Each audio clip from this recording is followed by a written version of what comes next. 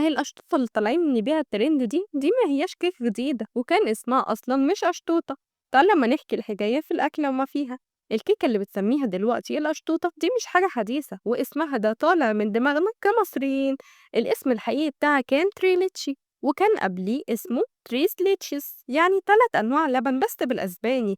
أما بقى عن الوصفة فهي ابتدت في أمريكا اللاتينية، خصوصا في المكسيك.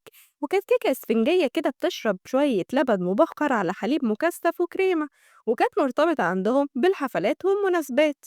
أما بقى مع موجة الهجرات وصلت لأوروبا ودخلت المطبخ التركي، وهناك بقى نطقها تريليتشي، والكيكة نفسها بقت ترند في كل تركيا في الثمانينات.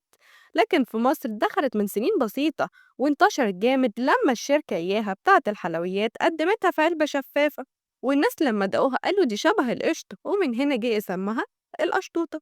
والشركة نفسها غيرت كمان اسمها وبقت اسمها قشطوطة، ومن ساعتها وانتشرت في كل المحلات وطلع منها نكهات كتيرة جدا، سواء كراميل أو شوكولاتة أو فراولة، حتى اللوتس والبيستاشيو ما سلموش من تحت إيديها.